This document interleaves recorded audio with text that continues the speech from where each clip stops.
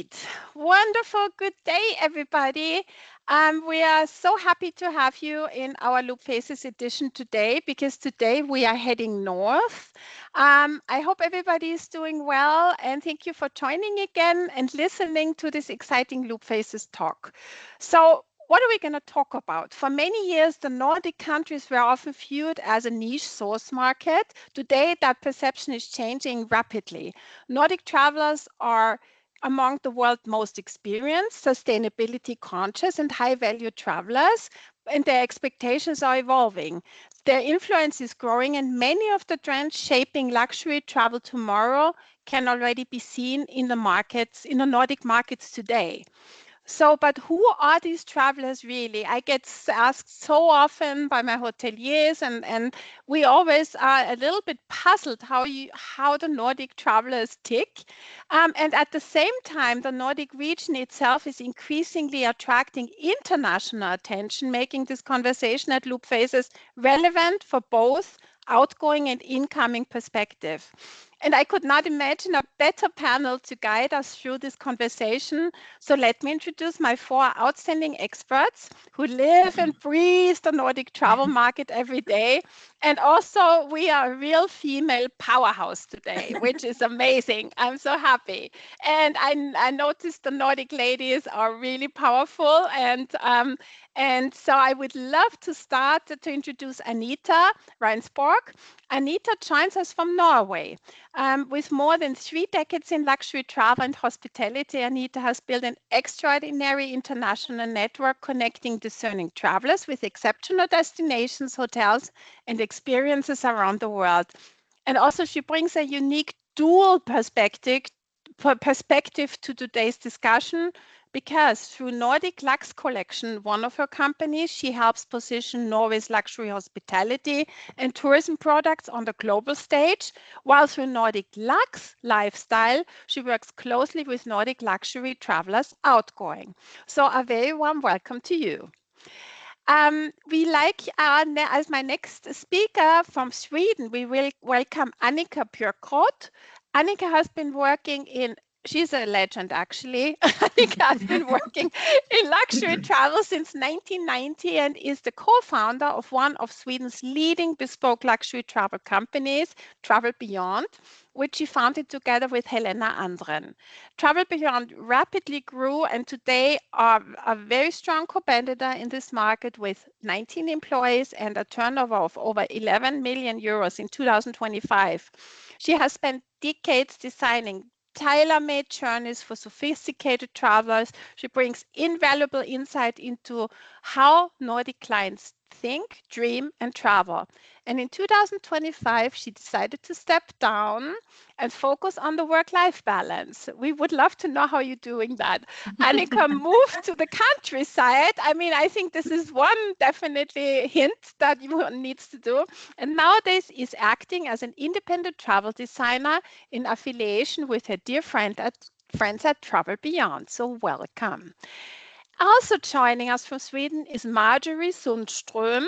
Marjorie is the founder of Rua Hospitality, a consultancy specializing in business development for hospitality and travel brands across the Nordics.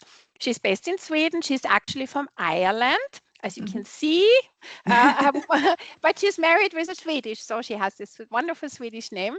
She helps hotels and destinations to grow their presence in the region, and I'm very happily and proud, partly for me, for us, she represents our Loop Nordic in the Nordic markets.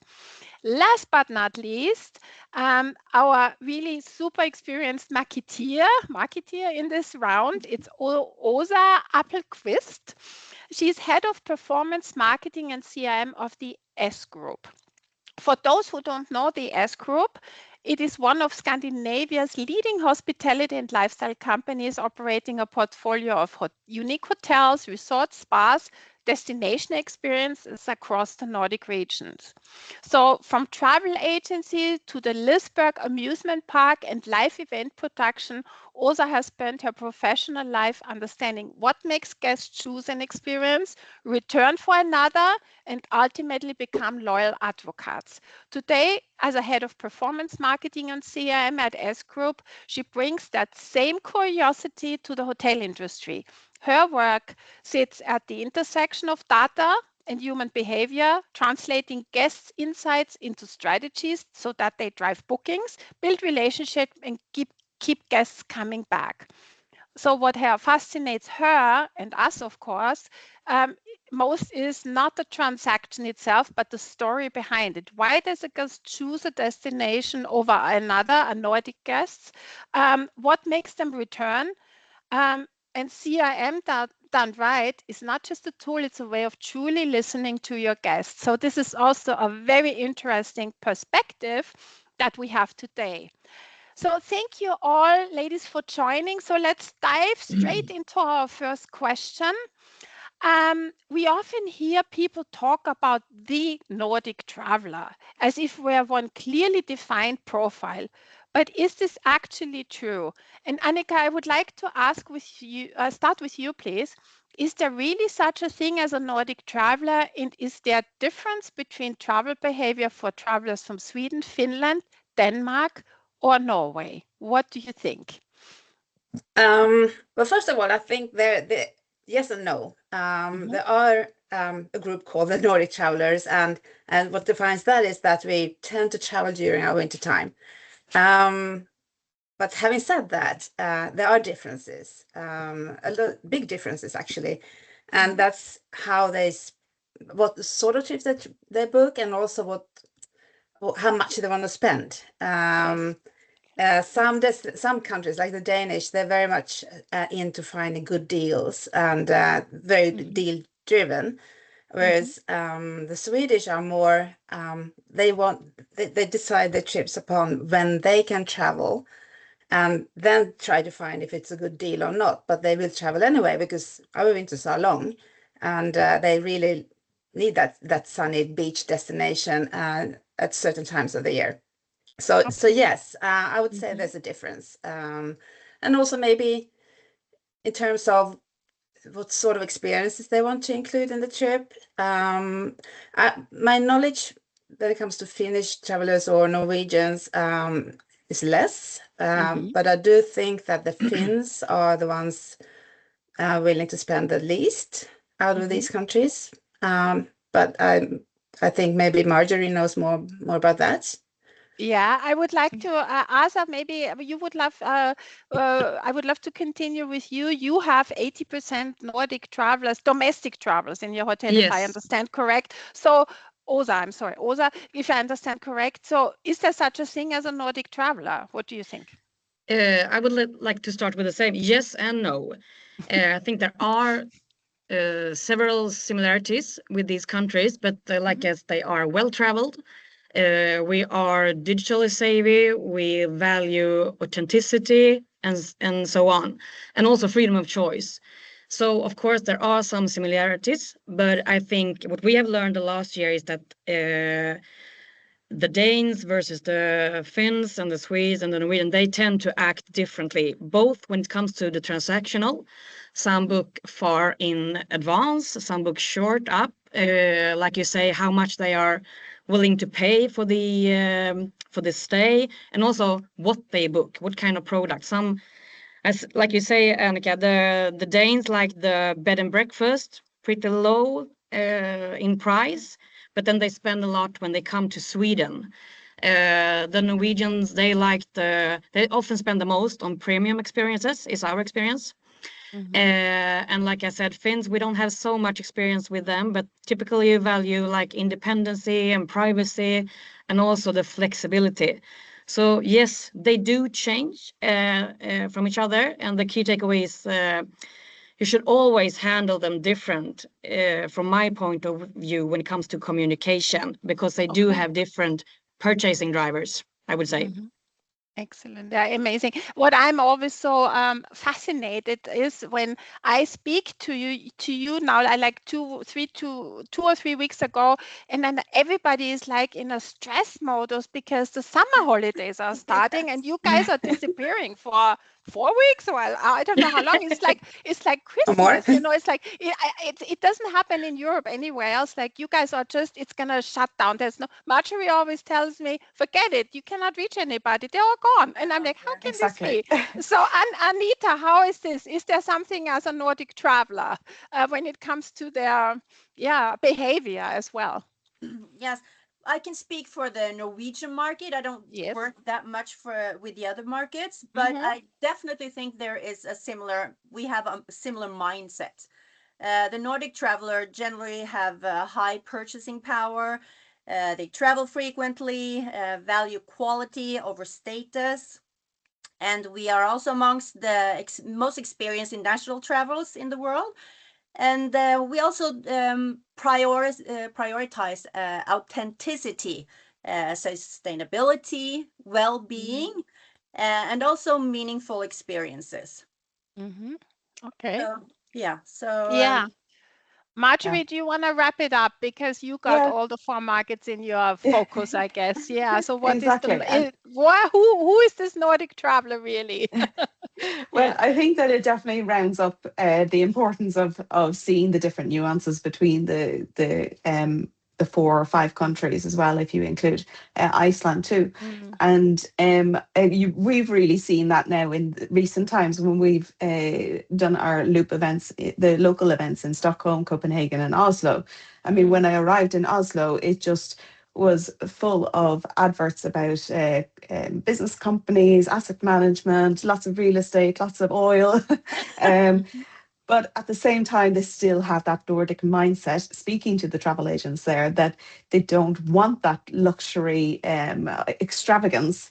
It is more about the authenticity. And that is very important to always bear in mind from what we've seen as well, speaking to some of the suppliers at Loop Nordic, is that there is definitely a Nordic mindset there. That focuses on authentic experiences and a lot on sustainability as well. That is part of our culture. It's kind of part of an expectation here. However, there are slight nuances and details in each of the countries that will kind of make sure that you are successful in the market as well. Yeah, absolutely. Very interesting. It seems to be a market very difficult to capture for outsiders, for the hoteliers, and very difficult to capture. That's what I always hear. So this is so great that we can speak about it. It is, and it's interesting that despite representing a relatively small population with all the countries in total compared to many larger source markets, the Nordic continues to punch well above their weight in global tourism when it comes to luxury and quality. So, Åsa, I would like to ask you, why should the industry pay attention to the Nordics right now from an incoming perspective, and what makes these markets so special and important? So if you're looking at the incoming, because you are obviously interested increasing your business outside of the Nordics, your domestic business. So what is so special about the Nordics, and is there still more space to grow? Yes, absolutely. I believe that S just has started in that area. Like you said, we've been so strong with the domestic travelers so far, but we just started to take a sneak peek at the rest of the world. And of course, Denmark and Norway are second markets, but the UK, the US, Germany, and so on. And we often talk again regarding to communication, since that is my main track. Yes. We talk about how much value for money you get when you go to the Nordics, right? Visitors still get a strong experience here relative to what they spend. We also talk about coolcation. Since the Swedes want to leave Sweden every summer to go where it's warm, the rest of the world, at least the warmer countries, tend to want to go to Sweden where there's a good environment and climate during the summer. We also talk a lot about safe. Many people want to feel safe when they travel, and that is also what the Nordics still appears to be. And of course, nature and scenery. Sometimes we are blind, I think. We don't see the nice lakes, the sea, the forest that we have here. But for many customers coming here from all of the rest of the world, it's a beautiful scenery. So that is also one large thing, I think, that affects how they travel to the Nordics. So for communication tracks that we talk about. Fantastic. Anita, you mentioned to me that in your country, in Finland, Norway. Sorry, I'm in Norway. You mentioned that you kind of like were pushed into representing Norway as well, because you have this company named Nordic Luxury Travel, and people were thinking that you are doing the incoming business, but actually you were outgoing, and now you started to represent. Now you're doing both, so you're starting to represent luxury. I mean, no, let's put it that way. You're creating a community platform for luxury products in your country. So why is it so special, do you think, for outgoing customers? And what's the gap that there's a little bit of challenge in the marketing outside? How would you see that? No, I think the reason why I did it was because we had luxury in our name, and it was Nordic and luxury combined. So we were going to, it was supposed to be a lifestyle and concierge services for the Nordic people going out. But then we started getting international requests because they saw we had luxury in the name, and they started to ask us, what can we do of luxury in Norway? So I was, I've lived here all my life, but, what do we have in luxury in the northern part, So I started looking, we have so many hidden gems, and how do I reach them? What level of service do they have, So this is the gap that I'm trying to help with, find a solution. I want to build a community, so the partners in the Nordic Lux collection will have the same kind of service. So if if you book something through the platform, okay, we always get this, we always get this, and then you'll lift the service level in Norway. Fantastic. Yeah, that's a great gap you managed to get here. And so now you're outgoing and incoming. You have in luxury, so you have the best of both worlds. That's fantastic.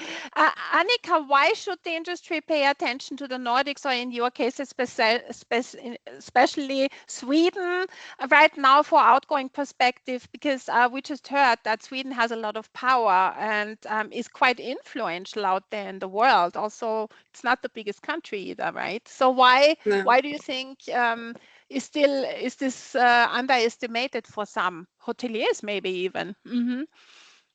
Could be. I think what they need to keep in mind is that, especially, I mean, we have 6 months of winter, more or less. People want to escape, and we got darkness, so they seek sunny destinations, and they tend to stay long in terms of maybe 10 nights or more. Many years ago, I had an interesting lunch conversation with an agency from Madrid, or Barcelona actually, and we were laughing because we were comparing the business to Maldives, and they were laughing at the special offers that the Maldivian properties have, like stay 14 and pay for 12. And there's like, who would stay 14 nights in an island in Maldives? Well, the Scandis would do. Because we were always laughing. It's like, why are there specials 4 for 3 and same destination? And because no one stays that few nights when traveling so far. So I think, hoteliers should keep that in mind, that we are long stayers. We are high spenders, as we mentioned before. Quality, gastronomy, wining and dining is very, very important. So having a good restaurant and a nice wine list is always an added value, I would say. And then, of course, as a destination, I see a change over the years now, that there's more experiences added to the itineraries than maybe in the past. In the past, it was usually just a flight and a resort and a sunny destination, and we're all happy. Now they want to include something extra. which makes our job much more interesting as well, and hence also they need us. What else? Again, as also I mentioned, these Swedes or Scandinavians or Nordics are very well traveled, and we've been traveling from early ages. We're used to different cultures. We're used to different languages.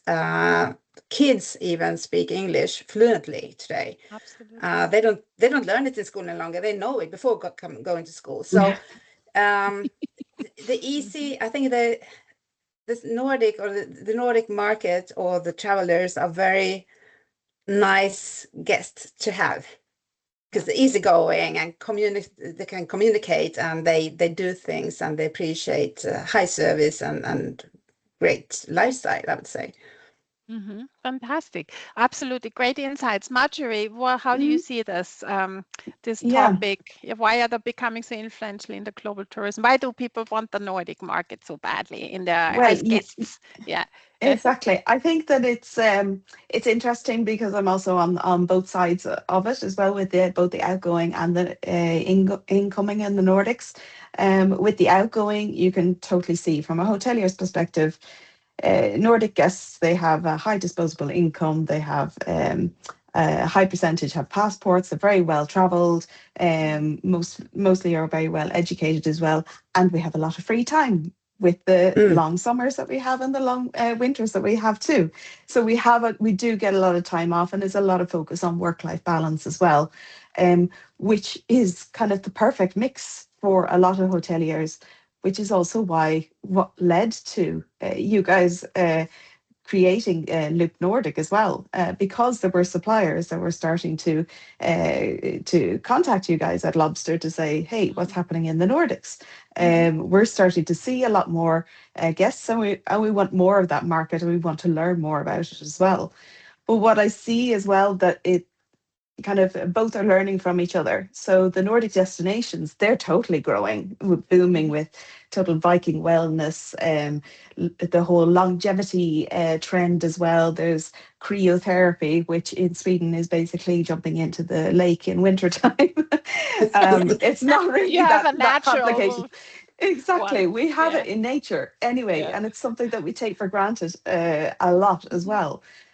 But at the same time, I'm seeing a lot of destinations need to learn from international hotels as well to bring that level of luxury up to the right expectations. At the same time, international destinations need to learn from the Swedish hotels of having that, or Swedish or Nordic mindset as well. To show that genuine connection and not just like talk about sustainability in terms of certifications, for example, or stamps. Instead, it's more about what you're actually doing and are you actually walking the talk. Absolutely. Very valid feedback. Thank you. So my next question would be, understanding the Nordic traveler is obviously one thing, but successfully attracting and exceeding the expectation is another. So let's look at what is working and perhaps what isn't. Annika, which destinations are winning the Nordic traveler, and what makes these destinations so valuable, and which are not the winners today, and for what reason, and what are they maybe even doing wrong? I don't know if you can say that, but what's the attraction or not attraction? What's your Well, experience? first of all, again, the winters. So everyone with a sunny beach is a winner. And that, I mean, both wintertime and summertime. So there's a lot of beach destinations. Maldives is still number one, and been so for a long time already, and no surprise there. But then you have destinations like I was mentioning, the experience-based destinations like Japan, South Africa. Are also very, I mean, Japan is booming everywhere, I know that, but we can clearly see that it's a big interest, and now having a non-stop flight from Stockholm to Tokyo helps us a lot as well. South Africa has always been very, very big for Travel Beyond, because we're Africa lovers, all of us. But then you have destinations in the Mediterranean, like Greece, Spain, Marbella, and Mallorca especially. Every Swede either go there on holiday, or they have a house or an apartment, or have friends that has that. So in summertime, the Med, definitely big winners. And Italy also. Italy has become quite expensive though compared to the other countries, so it's a bit less business there, but still popular. I mean, the not so popular. One would think that the US would be not selling, but it does. I must say it has not dropped.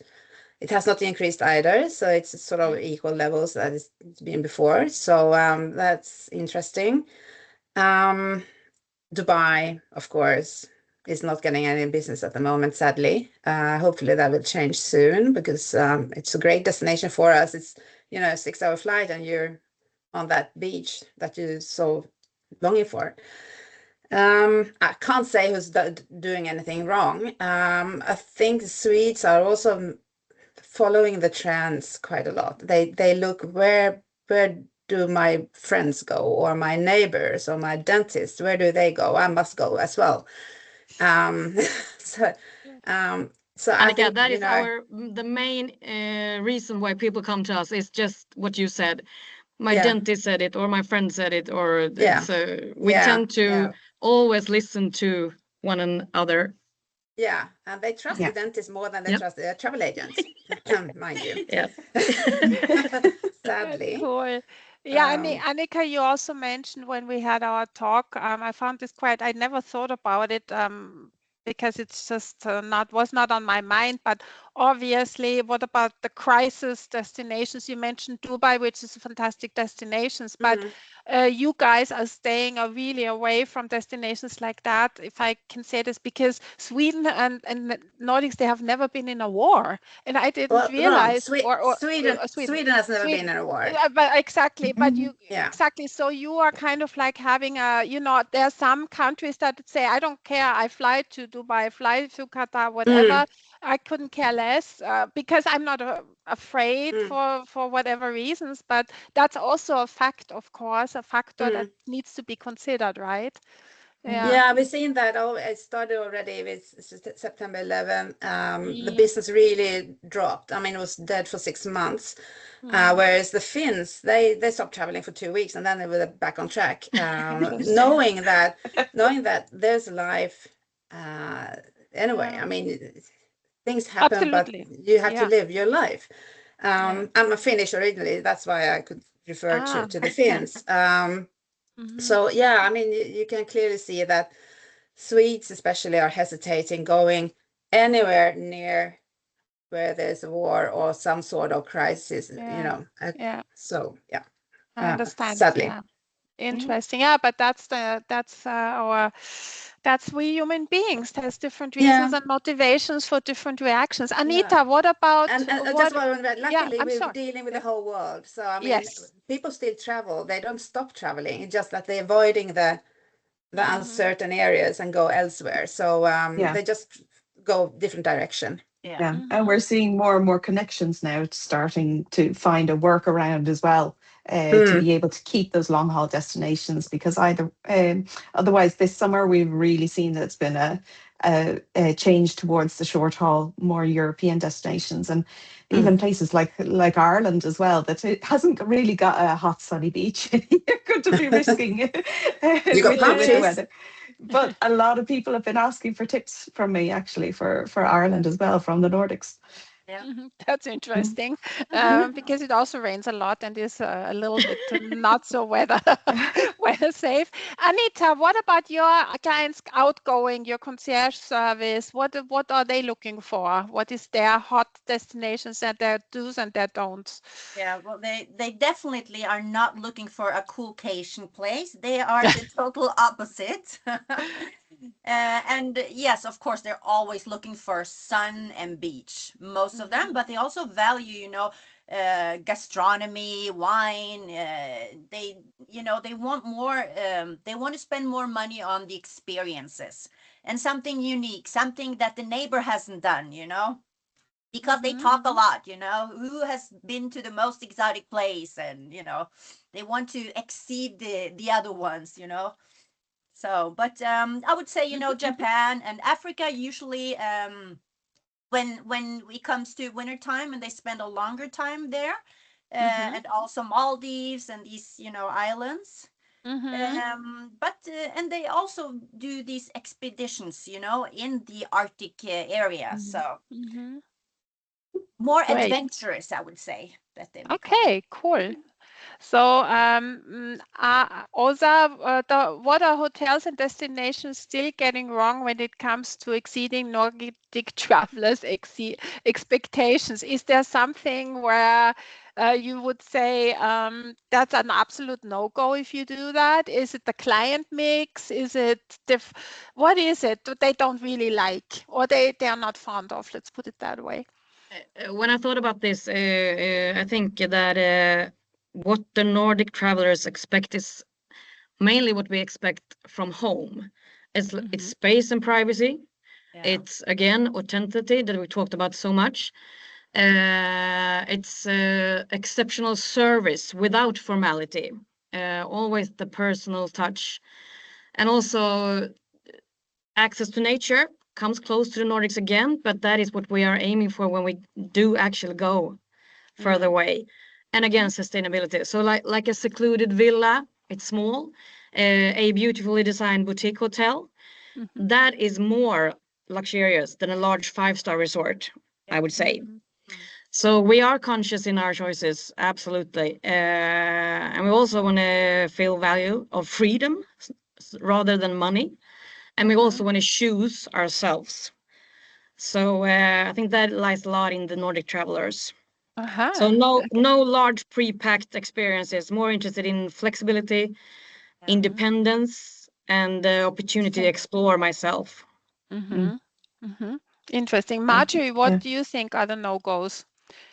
Well, I think it's really interesting what Åsa said, because I mean, S Group are very, very strong in the Swedish market and in the Scandinavian market. So they really kind of know what they're talking about when it comes to consumer behaviors here as well. And that really just wraps up the Nordic and well, I would say the Swedish market quite a lot as well, of the idea of what's called the law of Jante, that we don't want to stick out. We want to follow the trend. We don't want to. We don't want any kind of extravagance, or to call it luxury. Instead, we want that authentic experience. So something like you say, a more exclusive villa would probably be more favorable than having a 5-star resort. Yeah. What about Asia? What about Asia? I think you can say that Thailand has always been a huge destination. Japan, I think you mentioned Japan, Anita. I think you have direct flights now just recently, right? Yes. And we've also noticed that Vietnam has been like on the map lately. It's like I heard some friends and some, people ordering, and then more and more are. So it's like, it's a reputation. People talk, and then they don't want to miss out. And then again, a lot of still good value. Yeah, and still good value for money. You get a lot of luxury for the money. Yeah, correct. Exactly. Yeah, that's true. Marjorie, anything else you want to add, or? No, I just also with the what I also see a lot of is the that hotels are grouping a lot of the Nordics, and maybe even the Nordics together with other countries as well. So you can maybe attend some hotels that have grouped Nordic travelers with German travelers, for example, and everything is in German, and it's like you totally lose all the authenticity of the experience altogether. Yeah, and then with sustainability as well, a lot of resorts or hotels will focus on the sustainability certifications, or we tick the box in all of these areas, but actually then you have a extravagant breakfast buffet, and a lot of the Scandinavians will kind of feel a slight twinge of guilt there, that where is all this waste going to, and things like that as well. Definitely. My dear listeners, we will go to the questions at the end, so we will not forget you. Now, the next question is, Yeah, the one theme that repeatedly always comes up with Nordic travel when discussing Nordic travelers is the evolution of luxury itself. We know that it's evolving. 10 years it used to be something completely different. So also from your marketing perspective, how has the meaning luxury changed, and how does this reflect in the offerings and marketing of S Group? I mean, how do you go with the trend and what the Nordics now require, or even the outgoing market? How do you see that? The evolution of luxury. I mean, it used to be completely different things. When the subject luxury came up, it was like the golden tabs and all that stuff. And and now I was wondering, and for some destinations, it's still important to go shopping and have all these. I think sustainability was a big. But how did it change, and how are you? In your marketing language, are you changing something at S Group, or how do you handle that? Since I work with target groups and try to understand what the drivers are and when to reach them and how to reach them, we do differently when we talk domestic versus the rest of the world, of course. But what we try to communicate is regarding to luxury is that we try to show the picture that we have everything under one roof. So it's not Las Vegas. I really need to be clear about that. But all the things that value to people, like great restaurants, someone said a good wine list, stylish bars, well-equipped gyms, pool clubs. We don't say spa, we do pool clubs. So luxury, we're trying to paint the picture about luxury in the meaning of providing lots of value for the guests. So internal here we say, when a guest leaves our hotel, they should feel that they have missed something. So they want to come back. But also, we often say also, we don't sell beds, of course. We are selling a experience, and you should feel that. But what truly defines a luxury experience within S is the personal touch and exceptional service. So what I'm saying is that the members who works at S, they are so important to provide that last piece, to give exceptional service. So to be able to reach that market that we want to reach, it's all about the members. Everybody can build a nice hotel and put the furnitures and the thing inside, but when it comes to hospitality and service, we should be outstanding. That is what defines our luxury part, and that is what we are trying to communicate. The members who work at S, we want them to be remembered. We want them to see every guest. So knowledge of the guest, we use that often in our communication and in the marketing as well. Great. Yeah, that's very nice.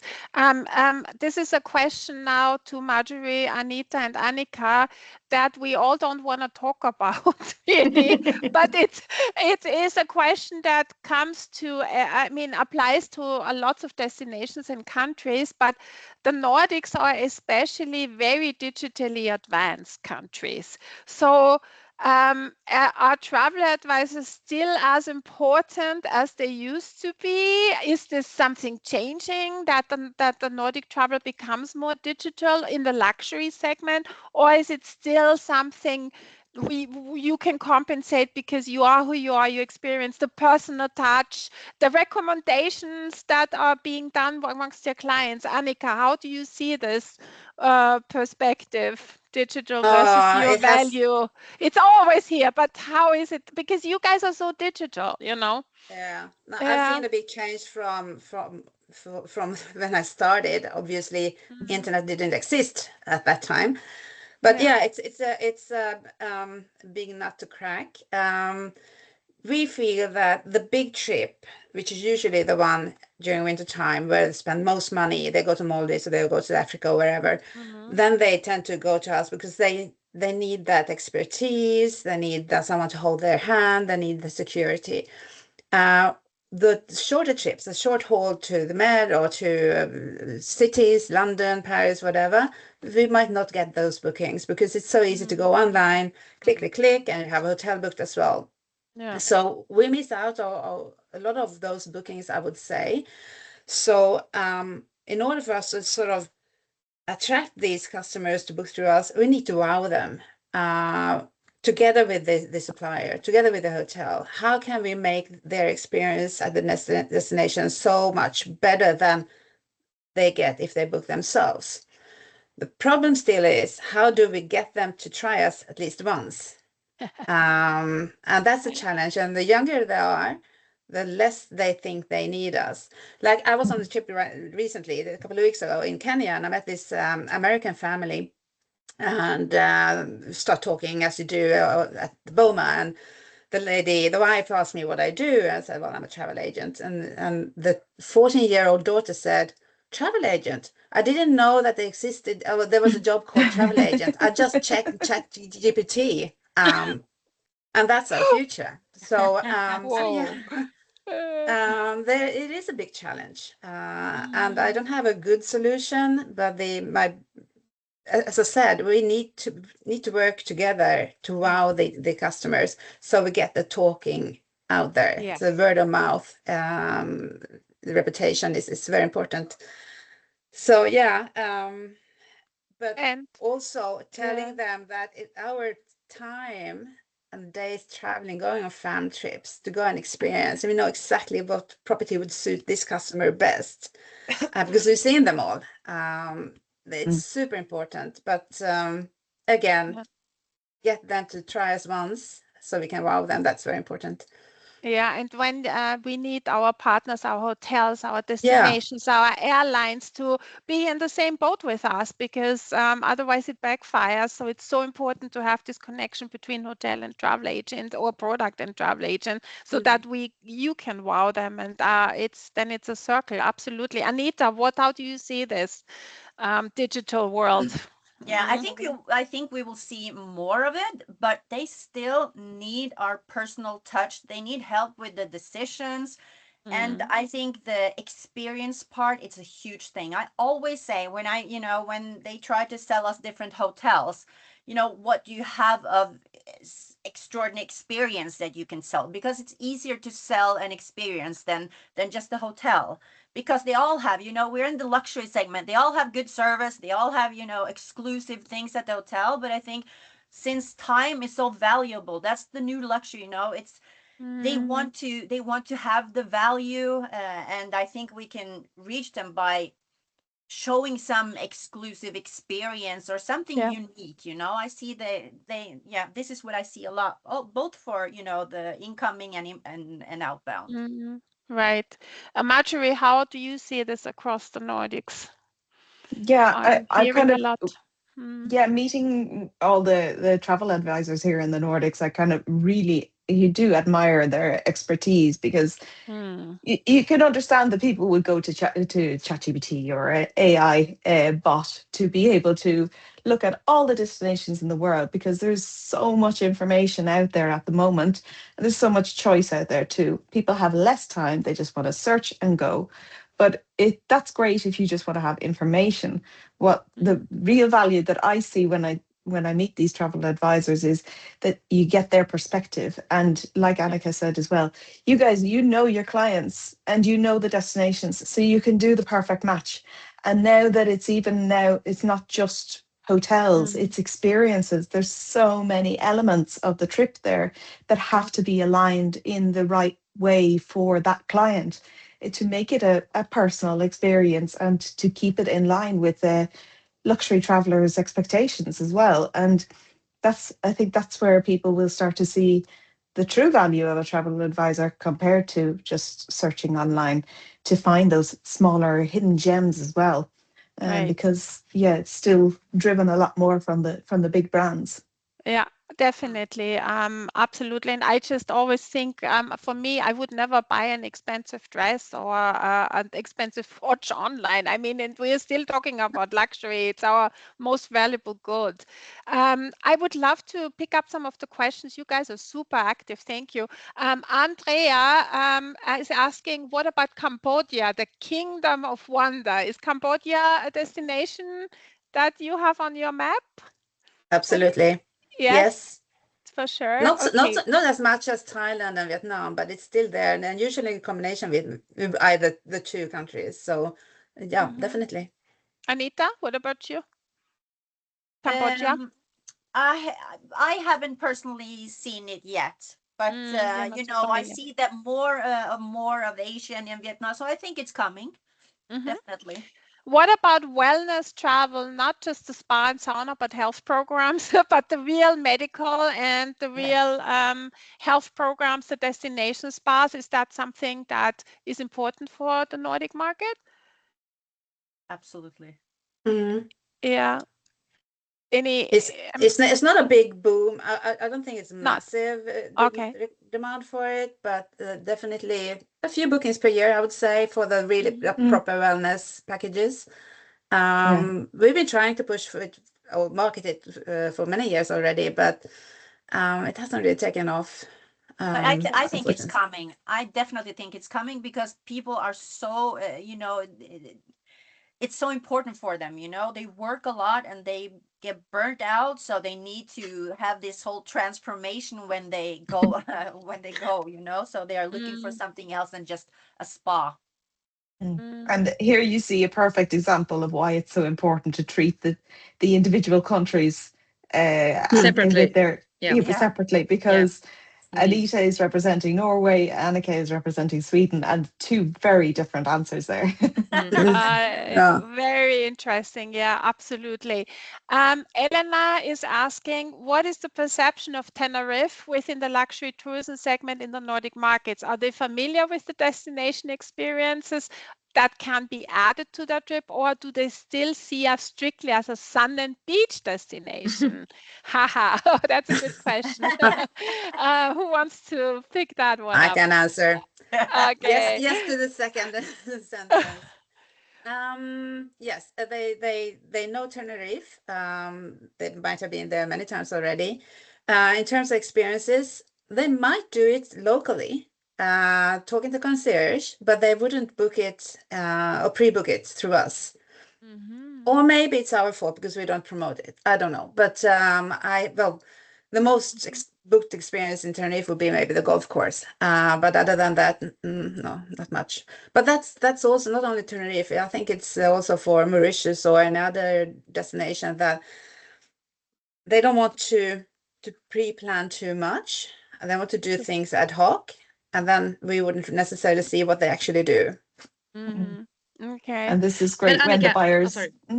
This is great when the buyers and suppliers can meet as well one-to-one, because then you get to know the experiences that are available and which ones you need to pre-book, because that helps an awful lot from the supplier's point of view. They don't want a lot of guests turning up ad hoc. They need to plan ahead for certain experiences as well. Sure. Annika, can I just ask you, out of curiosity, so the Nordic travelers seem to Google a lot. They read a lot before they do actually travel, but we don't make that reservation. Like you say, we do that ad hoc. Is that how it works? We know much, but we don't make the reservation before. They're talking about the experiences? Yes. Yeah, I would say so. Depending on the destination, really. If you go to, again, Africa or to Costa Rica, for example, or typical experience destination, then everything is pre-booked. But for example, the easy bookings, the beach holiday, we don't necessarily see many day tours booked or car rentals or whatever. Okay. But again, maybe it's I think as Marjorie says, it's also a cooperation between the supplier and the travel agent to actually together work on this, make them to book it. If the travel agent doesn't know the destination so well, she doesn't know what to propose. So we need help there. Absolutely, for sure. My gosh, there are more questions coming in. Let's just. That's a good one. Hello, this is a very interesting topic. Do you believe Nordic travelers are interested in Mediterranean destinations and more specifically Greece? To what extent are they affected by the high temperatures typically experienced on islands such as Crete? Because you want the heat, right? So additionally, do you think this influences a preference for traveling during the shoulder seasons? Would be interesting to hear your thoughts. I mean, I know in Germany we wanna do the coolcation because most of our homes and offices we don't have air condition. So for us, the heat in the summer that's meanwhile we wanna go away. So what about Crete and Mediterranean destinations that have an ocean and sun? Is that good enough? Definitely. We have people going there in July, August, no worries. Yeah. Safe Okay. bet. But with the shoulder seasons, it's actually now we're also able to promote these destinations during the school holidays in October, which in the past was maybe too risky weather-wise. Now it's easier to propose to them because they most likely will have a better Swedish summer climate in October. So or Easter as well. Yeah. But July, August is still popular months to go to. That's to, such to a great Greece. market there to do for you then. Julia Esposito. Hello, everyone. What about the Italian art cities, Florence and Rome? I mean, you guys are interested in culture, no, and food, and right? No, I think hot in demand. Definitely, Yes, absolutely. absolutely. Very good. So we'll take the last question before we wrap up. It's also for you, Annika. I hope you loved Kenya, Annika. We have recently seen a decline in the Nordic market for our safari offering. I'm not sure where she's from exactly now, but how can we improve our numbers? That's a good question. Well, I for Travel Beyond, we only see it grow, which is a positive trend, but for the whole, it was just small. But I think the most important thing is to invite fan trips, to educate the travel agents in how to sell a safari. And Kenya has so many nice lodges and great wildlife and all the different national parks. There's so much to do and see, and it's a great destination, and it's the closest safari destination we have. So I think you should actually push on that because it's much further to go to Southern Africa. So for sure. But I must say, it took me. I was first time I was in Kenya. I was like in 1992 or something, a long time ago, and I didn't fall in love with Kenya, so I avoided to go there for 20 years. Then I came back, and it was a totally new country. I mean, the people are so friendly, and it's a new generation, so friendly and positive and interested in you as a traveler, where you've been for, and about Sweden and everything. So it's great, and the food is fantastic too. Just go there and push more and educate. Absolutely, great. No, thank you for asking so many questions. You guys are amazing, but we need to come to an end slowly but surely. But I think we could.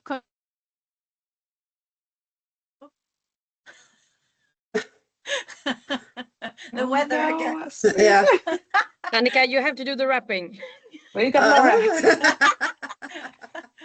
I think she's super happy with the webinar. Laura, jump in. Where's Laura? Exactly. Laura was going to be our backup. Jump in. Yeah. Here we go. Yeah. You're muted, Laura. And here we are. Well, listen. Hey.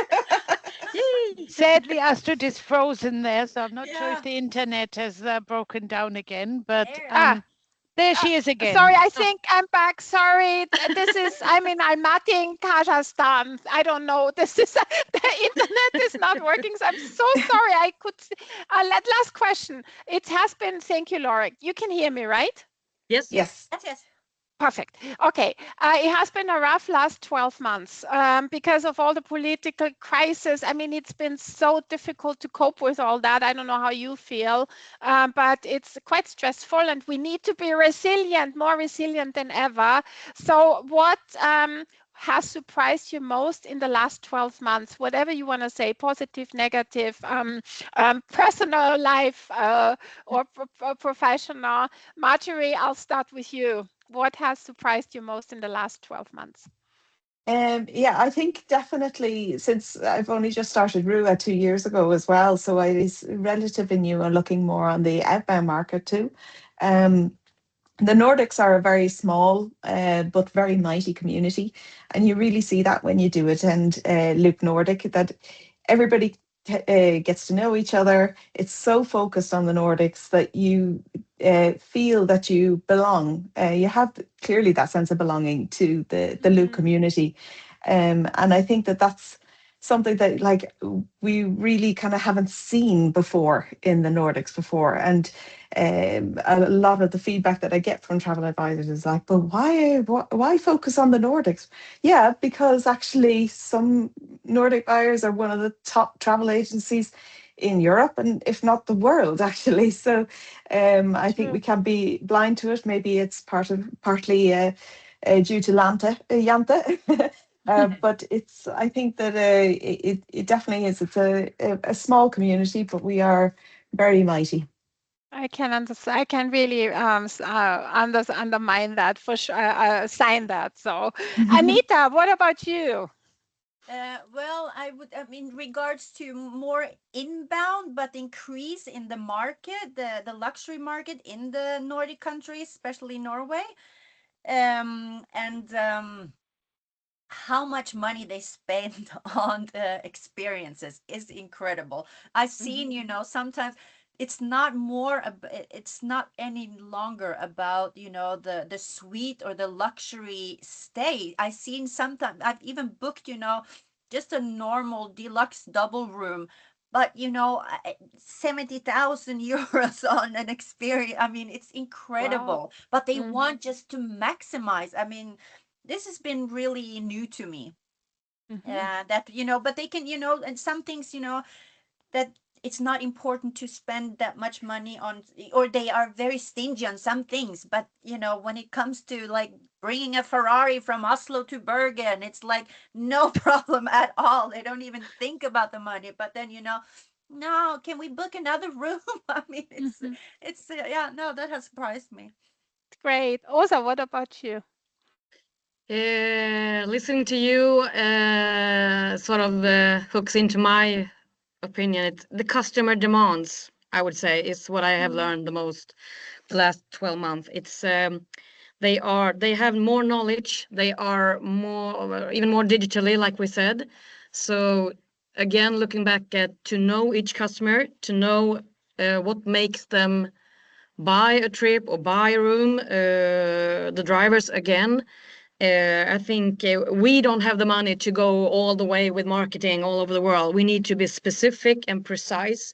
And by doing that, we need to study the guests and understand how they act and when to act.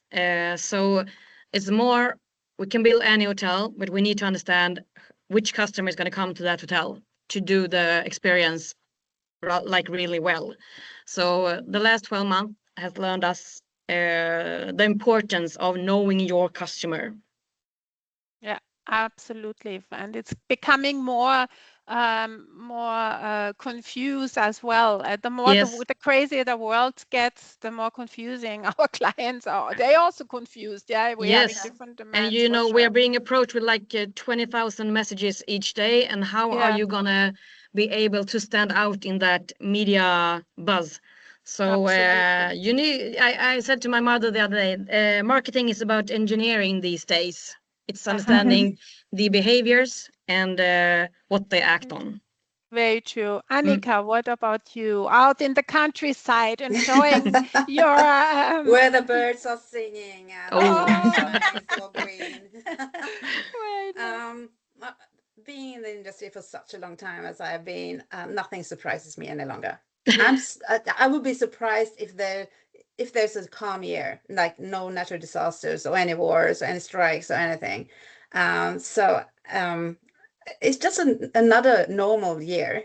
You wake up or you start working in January and it's like, okay, is this going to be a good year, or what catastrophe will happen now? And you just deal with it when it comes. Very professional. You know, it's just the way, you know, we need travel agents are resilient people, and we solve the problems when they appear. That's the strength we have. Some call us crazy, others, I don't know, but yeah, we're still here and loving what we do. Wonderful. I think that was just a fantastic roundup. The resilience we have experienced up to now, and dealing in this complex world. And I agree 100%. It's more like a positive attitude. So what exciting challenges will the day bring tomorrow that I can solve? You know, it's more like this seeing it positive, right? Yeah. It's fun for sure. Ladies, wow, this hour has passed so quickly. Thank you, everybody, for your interaction, for listening to us, and for being here, and being so curious. And thank you, everybody. Enjoy your summer holiday, ladies. Thank you. Thank you so much. Thank you. Bye. It was great Bye. speaking. And everybody out there, thanks for listening. Bye. Thank Ciao, ciao. you. Bye. Ciao. Bye. Bye.